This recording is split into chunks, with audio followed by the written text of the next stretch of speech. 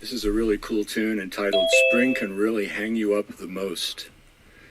And as you know, most of these tunes from that era were either about love or lost love. And this is about the latter.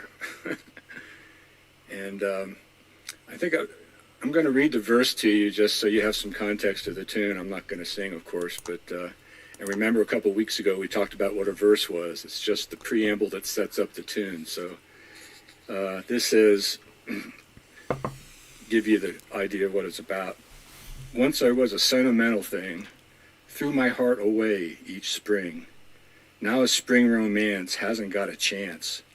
Promised my first dance to winter. All I've got to show's a splinter for this little fling. But the tune's not as dark as it may sound. Yeah.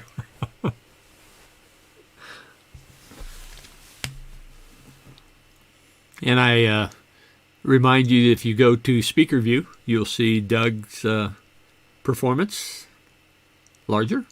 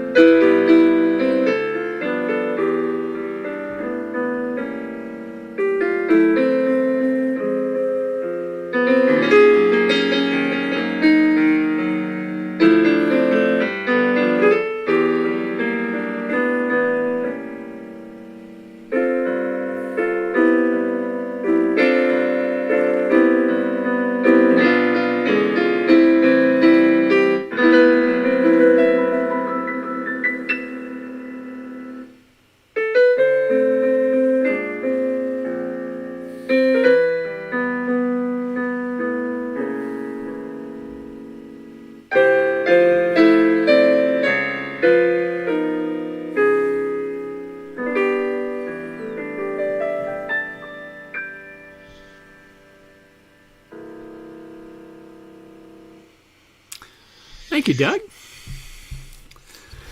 Hey, I understand that Yes. I understand that you have some gigs coming up. Yeah, things are starting to happen. I just got my second vaccine yesterday. Feeling a little logy today, but I'm okay. And playing at the club near here next Thursday, the Officers Club solo piano. Friday the 24th or 23rd, whatever that Friday is, Jan and Ron and Todd and I are playing at Dazzle, an actual live gig on that Friday. And then the restaurant here at Windsor Gardens finally opened up, and they've got me in there the last weekend of May. So some solo gigs, but starting to happen a little bit. Great. I think I remember how to play. I know. If I remember how to socialize. I can do more than one song in a row. It's in your DNA, Doug. I'm sure you can do it. We'll hold you in the light. I think that's the 23rd, if my calendar calculations are correct. All right. Well, Renuzit. You can get your own Renuzit cone. 6 delightful scents to liven up your house or wherever. Well, I as I expressed in the newsletter, this has really seemed like a long winter for me. I don't know about others, but Linda and I have just been chomping at the bit for nice weather to show up. Linda and I both grew up on the farm, and so it's kind of imprinted in the top level of our DNA. The more apparent level of our DNA, it's imprinted to get our fingers in the soil. So we enjoy the gardening and getting out, and even if you grew up in the city, I'm sure that many of you are looking forward to getting your fingernails dirty again. But this, we come from a long line of hunters and gatherers, farmers and growers of various sorts. And it's not surprising that spring is a time that we associate with renewal and regrowth. I mean, look outside. Our grass, like many of your grass, I'm sure, is starting to get green. We have a flower bed that is, in the fall, it completely dies off, of course, and so every spring I go out and I rake all the debris out of the flower beds, and I notice that some of the bulbs are already popping through that debris, and I've got to get out there and get that cleaned up before I have to resort to just hand picking that debris out of the flower beds. So it's regeneration time. And it's not just the plants and the stuff out there. I mean, we have birds singing, and we have squirrels chasing each other, and we have things coming to life, or it appears that they come to life. Certainly they've always been alive. I mean, even through the dead of winter, they obviously are alive. But this time of regrowth is stimulating. I asked the question in the newsletter, what are you doing? And that includes me. What are we doing collectively and individually to regenerate ourselves? Charles Fillmore wrote and spoke about regeneration. It's he saw it as a natural process of evolution, our evolution, and we might infer from his writings that this is the reason why we're here. If not the reason, certainly a primary reason of regeneration. but he's often misinterpreted, and you'll see why in a moment as I pull up a quote of his.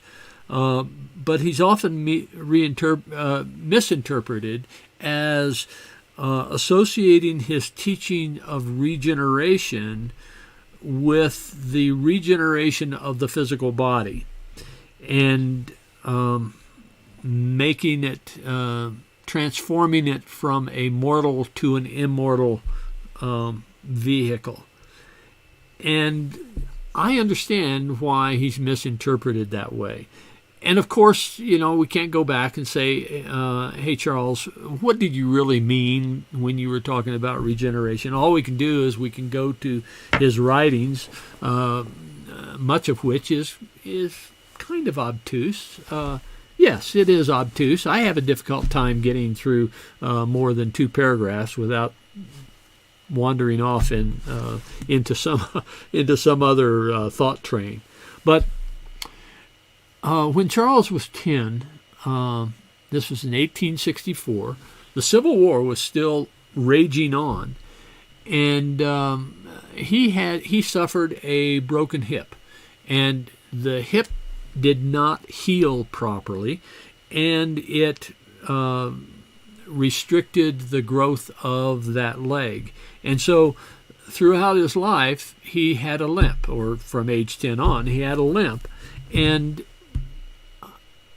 he is known to have said that his intention was to heal his leg, to regrow his leg, or to grow his leg to full length so that he wouldn't limp.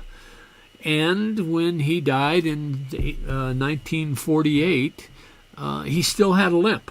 So we can look at that and we could say, well, Charles's thought about regeneration was really, at least he couldn't prove it, and so whether or not it's real is another question.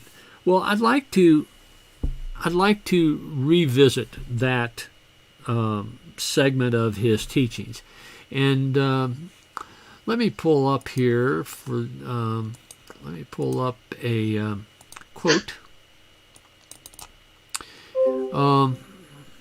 In the Revealing Word, the definition of regeneration, the Revealing Word is one of 2 fundamental metaphysical teachings texts.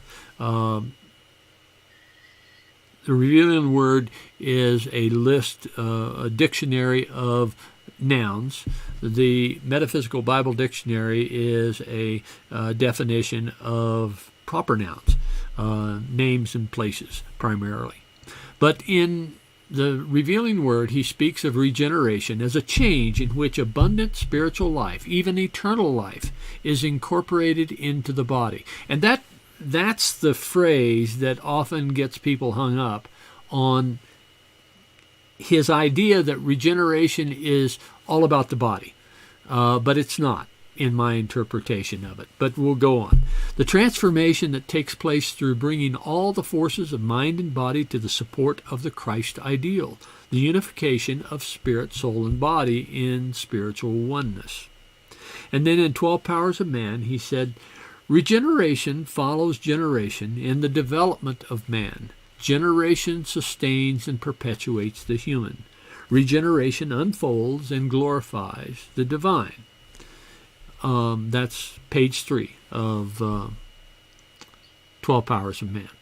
So in his writings, he is speaking of regeneration as an integration of body, soul, and mind, and as a redevelopment.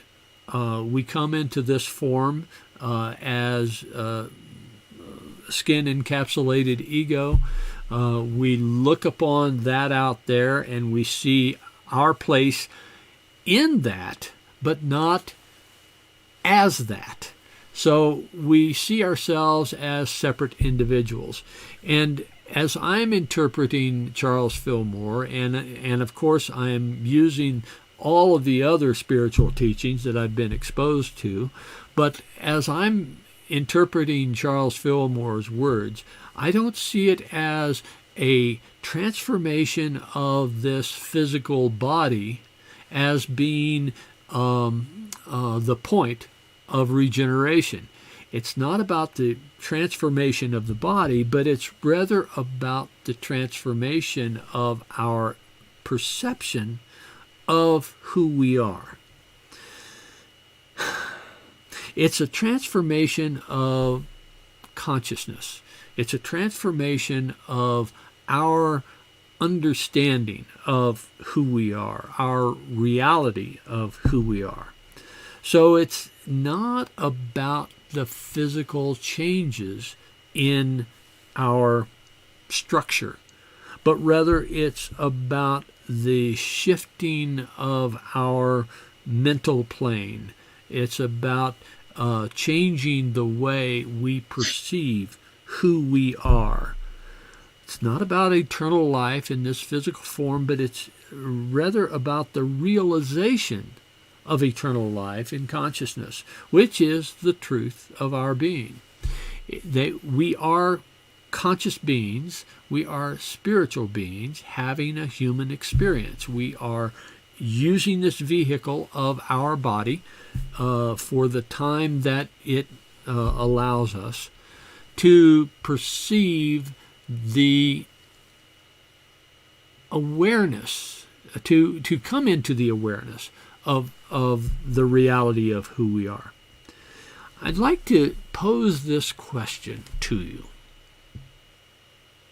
What if every person on this planet was aware that they are a spiritual being, that they are temporarily encapsulated in this skin, occupied by an ego that looks upon our separation from each other and from God? What if every person grew past that into the realization that, oh, this is not who we are. Who we are is an expression of that universal consciousness. Who we are is an expression of the divine.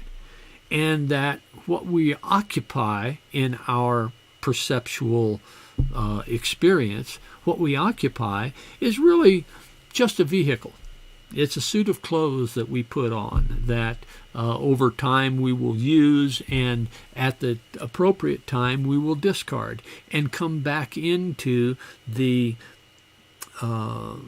functional reality that we are part of that universal consciousness, that we are indeed eternal beings. So the question is, what if everybody on the planet had that awareness? How would that change our collective experience? So I pose that question to you, and let's ruminate for just a bit about that. What if?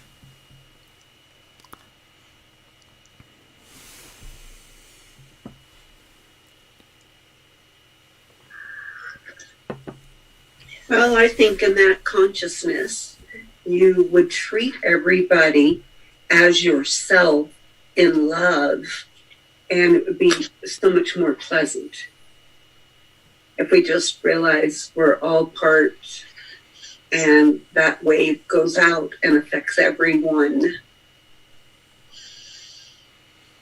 Yeah, you'd look upon your neighbor as just another expression of the divine, and that the boundary between you two properties is really kind of a moot point.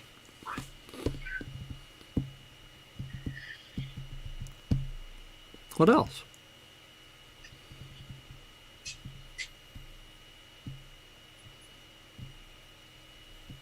We're all, go ahead. I think we'd have less wars and less angst among people, because we all would be thinking the same, more or less. Mm-hmm. We wouldn't be competing for those limited resources, or seemingly limited resources that we have on this planet. Okay.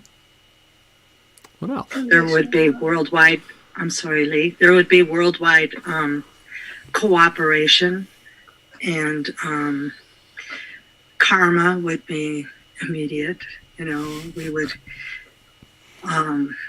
do good things for others, and good would always come back to us, and we'd never have an inclination to do anything other than good. Okay. It would be unconditional love, unlimited, unconditional love, eternally. Mm-hmm. Okay. I believe we would have to rethink having enough for everybody, enough of basic survival things, food and clothes and medical care. And so I think it's not just would have to not just be on a personal level, but actually on a social level. We would manifest differently with how we organize the world's economy, I guess. Mm-hmm. It would really require a fundamental rethinking of our structures, our social structures, our healthcare structures, our economic structures. Yeah. And that's threatening to people, right? I'm a Star Trek fan, and I enjoy seeing Jean-Luc Picard, the captain of the Enterprise, in the future, talking about the world of long ago and how, wasn't it silly, how people used to have wars, and see how we can all cooperate now, and the world is such a much better place now, 300 years from now. As he approaches the Klingon Empire. Yeah, right. What else?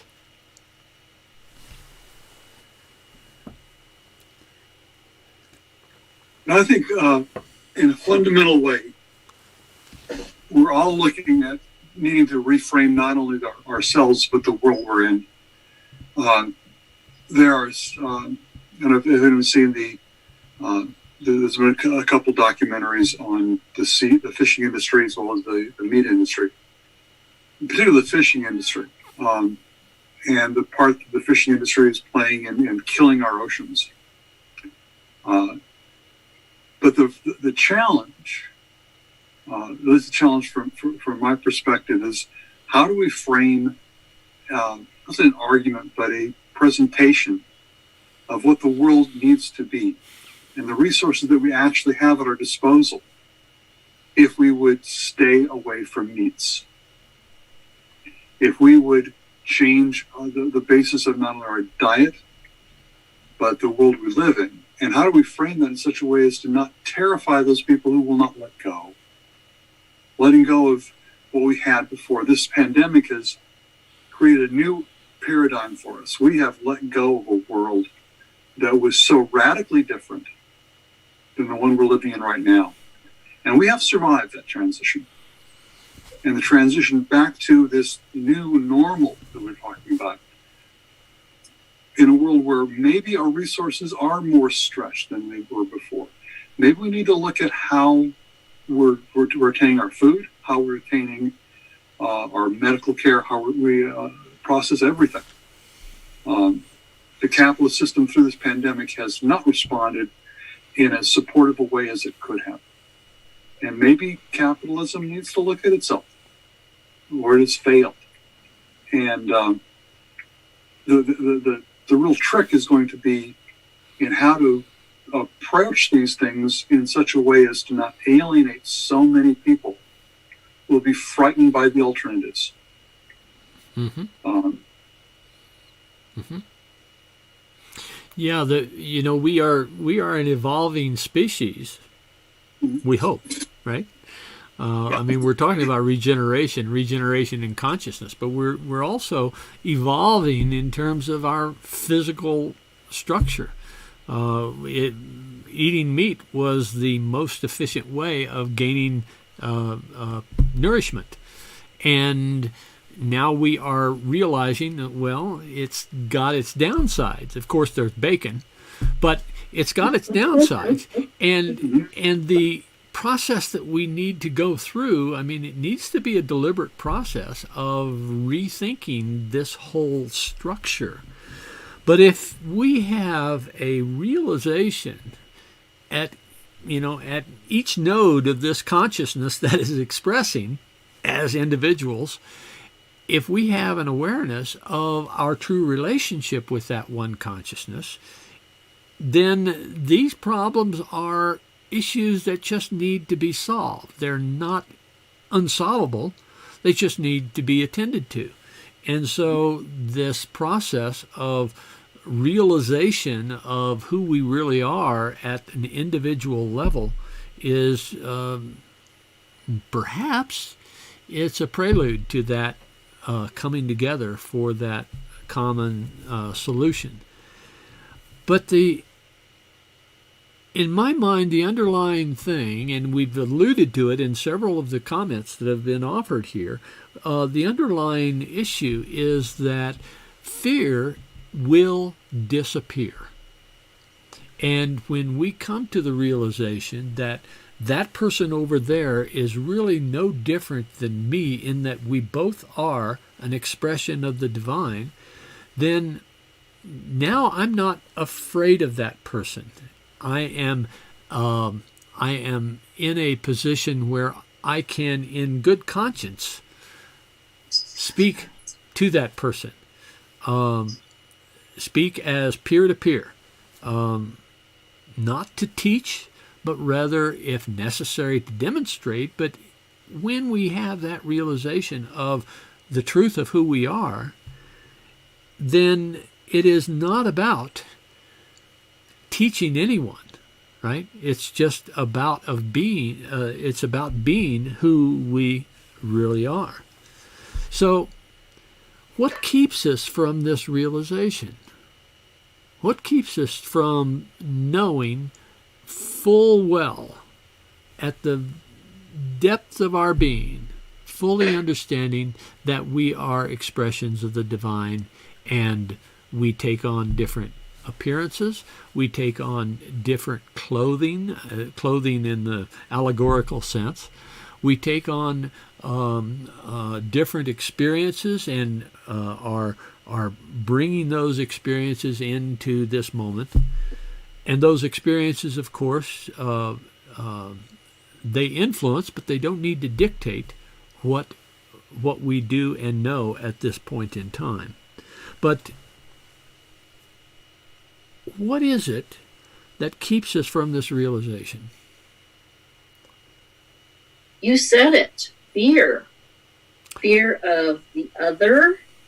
Fear of giving up what we have so that the have-nots have what we have. Fear is the opposite of love, and that's been alluded to too, but fear is what's keeping us apart. And that fear is the tool that is used by this aspect of consciousness that thinks that we are separate from each other and from a God. Mm-hmm. And so it's a very effective tool that the ego uses. And so it's about a shift in our own consciousness. It's not about shifting someone else's consciousness. That's up to them. We can't do that. We might be able to offer some input. We might be able to offer a demonstration. But we're not able to say, hey, change your mind or else. That doesn't work, right? And that just solidifies that particular consciousness.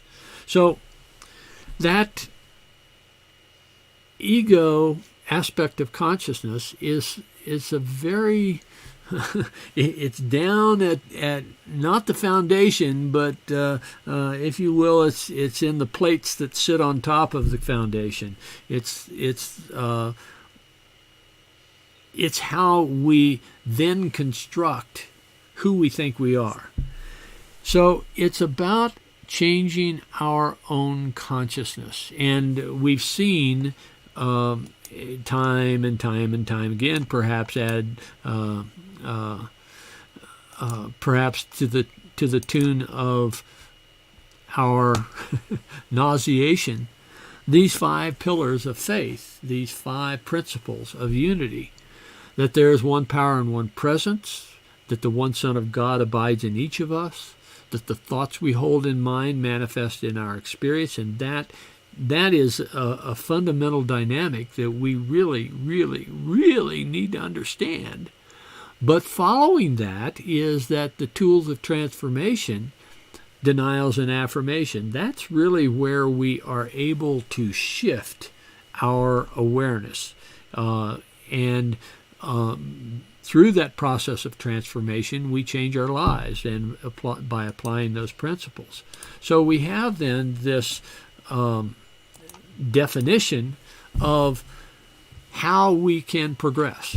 And we can progress changing our own consciousness, regenerating our own awareness, and come into the realization that we are an expression of the divine by whatever clothing we may choose to take on in this incarnation, by whatever form we choose to take on, by whatever circumstance we find ourselves in this incarnation. We are still, at the essence, we are still the expression of the divine. And the process of transformation is denial and the affirmation. And the denial is to drain the power from an existing belief that we have. Whatever that belief might be, we need to look at that belief and say, what is it that keeps me in that detrimental belief? What is it that disempowers my realization of who I am through that belief? And by identifying that, I'll call it a failing belief, by identifying that failing belief, then we can say, okay, so I hold that belief. How do I disempower it? I disempower it by a conscious extraction of the power that I've given to that belief. I may have a belief that there are limited funds available to me. And so I need to address that fundamental error in my thinking by literally stating, and it's kind of in the form of an affirmation, but it uses that dynamic that the thoughts we hold in mind manifest in our experience, that we take away the power of that belief by saying, oh, that's not right. That's something that I may have held on to. That's something that I may have believed in, but that is not a correct. That's not a correct statement of truth. So we disempower the erroneous belief, and then we come in and we affirm what is true. And that affirmation that what is true, if I feel that I have limited resources available to me, the affirmation, even if the evidence does not point to this affirmation at the present time, we're talking about changing our consciousness, not changing the circumstances out there. So even if the evidence is not pointing to this, the affirmation that I can use is, I have all of the resources that I need to live a happy, fulfilling life. That's an affirmation that I constructed here on the fly. That may not be the affirmation that you would use. That's the point, though, is that each of us has the responsibility for identifying the erroneous beliefs, disempowering them with that denial that is not true, and then come back in and fill that space. And it's important to fill that space, but fill that space with an affirmation of what is true, even if the evidence is not presently pointing to that. So our process of affirmation, our process of denial and affirmation to replace erroneous beliefs is the key to our moving into not just a thinking that we are an expression of the divine in this moment, but into realizing that we are an expression of the divine in this moment. And so when Charles Fillmore talks about regeneration and incorporating that into the body, that's not about making the body immortal, but rather it's about incorporating into our experience this realization that we are indeed an expression of the divine in this moment, and we have for us all, we have available to us all that is necessary for our living a full, fulfilling life. So, regeneration is about shifting consciousness. Regeneration is about changing our experience by the realization of the truth of who we are. And the interesting thing is that it's just a choice. When we know the dynamics of this, when we know the process that is necessary, then it's just a matter of, well, do I want to live in fear? Do I want to be intense? Do I want to be in stress? Do I want to look upon my neighbor as someone who is competing for the limited resources and I've got to grab for all I can get? Or do I want to live in peace and harmony? Do I want to live in the fullness of life? Do I want to be present in the moment? Do I want to be present in the moment? You see, fear takes us out of that.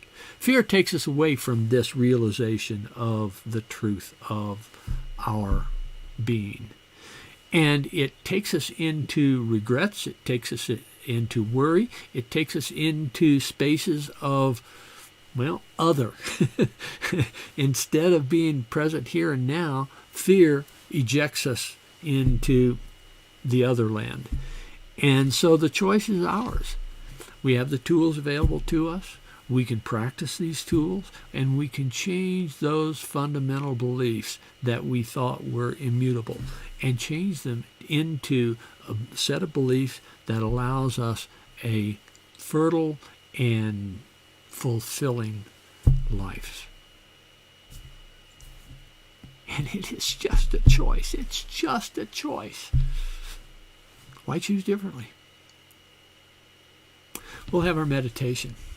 As we come into our meditation, I'd like to have you consider that we are in a place of options right now.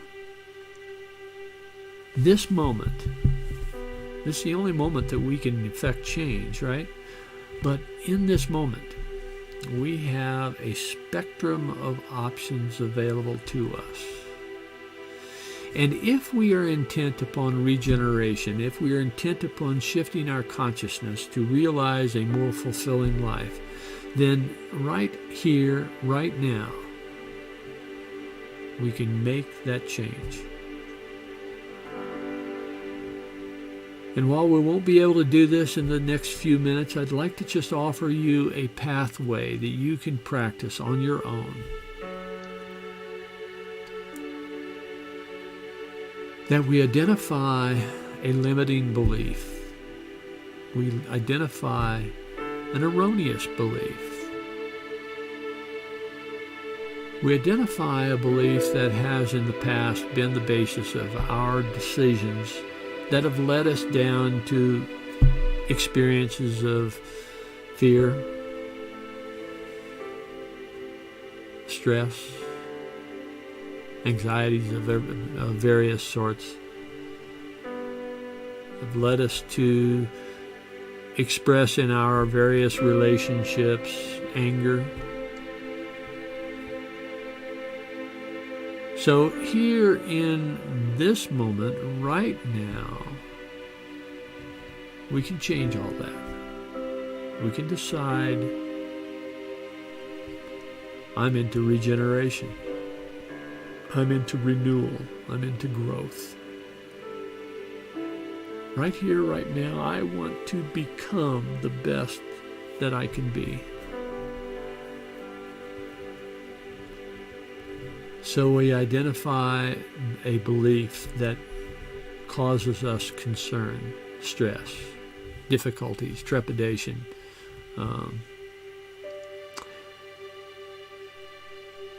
Looking at that belief, I may have had an interaction with someone that has turned out what I consider to be unconstructive, maybe destructive. I look at that interaction and I ask, what beliefs was I relying upon that led to the interaction that it was? What belief was I relying upon?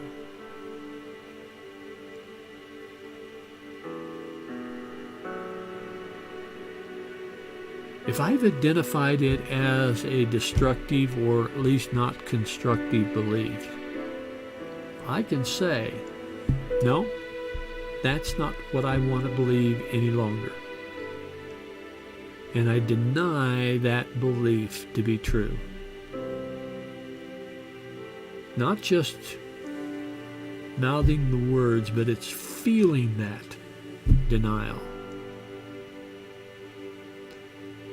And I only need to do that once, but once I have denied that, the truth of that belief, then I come in and I reconstruct the contents of that part of consciousness by affirming the truth that I want to incorporate. And as I said before, evidence is not necessary for us to affirm a particular truth. But we affirm that truth, and we repeat that truth. We repeat that affirmation, in fact, multiple times. Perhaps spend 5 or 10 minutes just affirming that truth. Deny once, affirm many times. We have a pause in our day. We go back to our affirmation and affirm again that truth that we want to incorporate into our being. And we do that for 3 weeks, some say 4 weeks. But we invest in our own future through this affirmation process. I have all the resources I need for a happy, fulfilling life. I have all the resources I need for a happy, fulfilling life.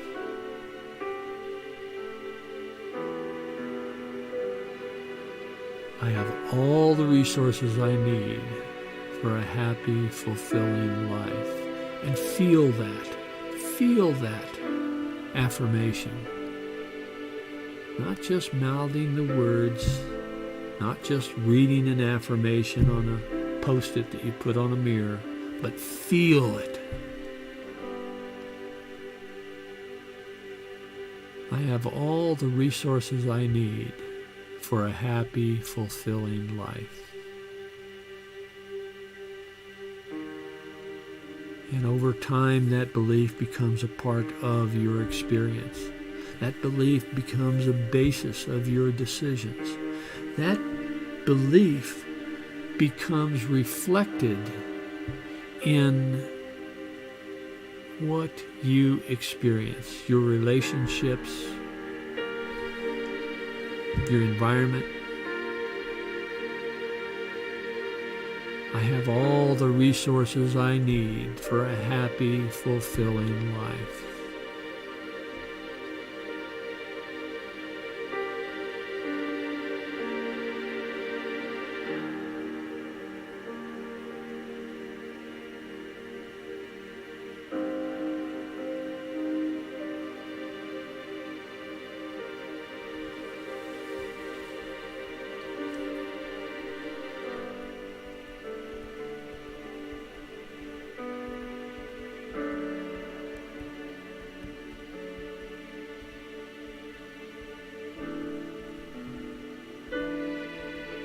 And so it is. I've shared with you before a piece by Michael Gott, and it's useful for us to remember that we are the captains of our experience, and when we are willing to step out of those limited beliefs and step into a realization of the fullness of who we are, well, let me offer Michael Gott. Amazing, amazing, you will do amazing things. Amazing, amazing, you will do amazing things.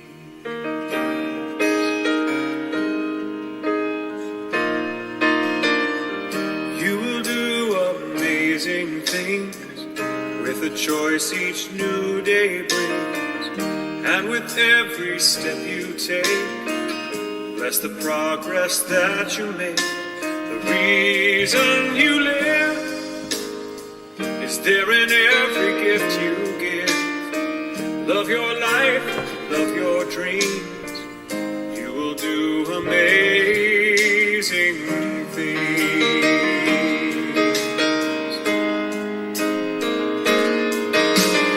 Amazing, amazing, you will do amazing things.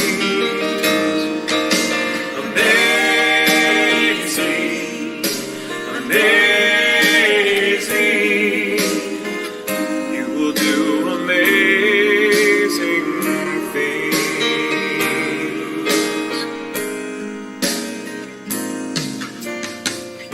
Oh, the places you will go and the people you will know. Don't worry when, where, or how. You don't need to know that now. You're on the right track. No need to look ahead or back. Just enjoy what this day brings.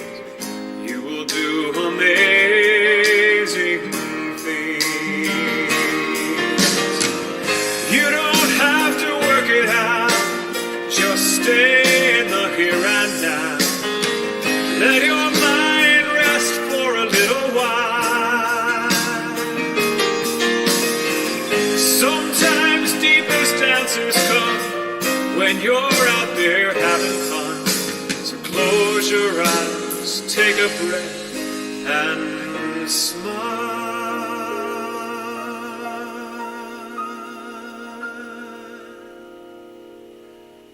Amazing, amazing,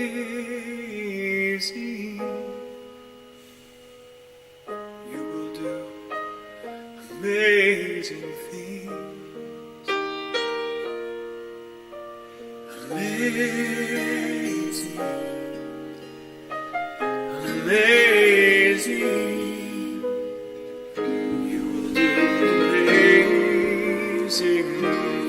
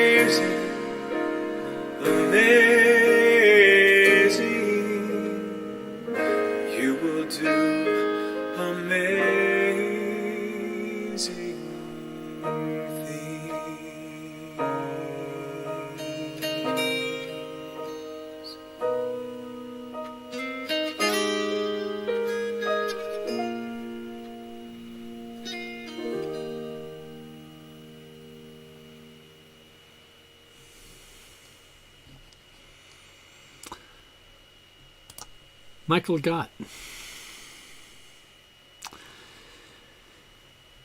So,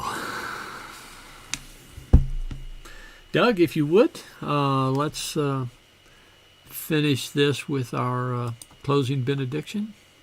And by the way, you will have the opportunity to offer your contributions to our August gathering. Go to the newsletter. First article in the newsletter gives you the link. Go to Living Water Unity, click on the livingwaterunity.org, and click on the donut button. Donate button, not the donut button. The donate button is the high level menu. The donut button is the lower level menu. Or you can send a check to the house here, and I'll deposit it in our account. So, with that. Or just send a dozen donuts. Yeah, a dozen. They need to be frosted donuts. Okay.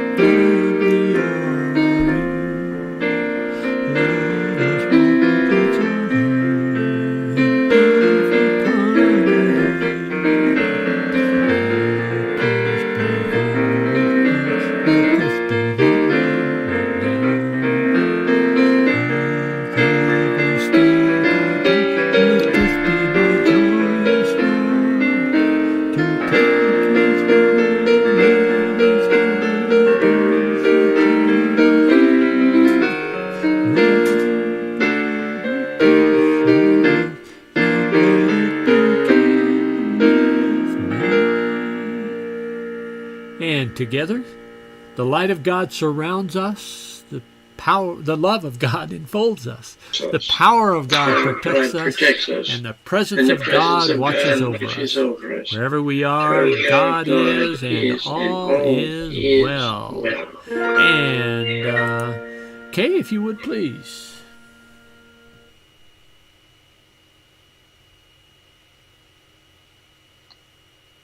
Unmute. Oops, Clarence missed his cue. As we prepare to extinguish this candle and release our circle, we honor the divine light it represents, and we carry that light within us into the world to protect us, to illuminate us, and to guide our actions. Thank you. Thank you all for being here today, and stick around. We're going to take just a short break. I'm going to get some more water, and we'll have our community gathering. So we're going to take a 3-minute break? A 3-minute break, at least a break for me. I'm going to get some more water, and okay, great. I'll be right back. But you guys can go ahead and do your thing. I will. Are we off the air? I could go for a break before we commence. Yeah. Yep. Okay. 5 minutes then. 5 minutes. Are we off the air? We are off the air. I think we're off the air. Let me make sure.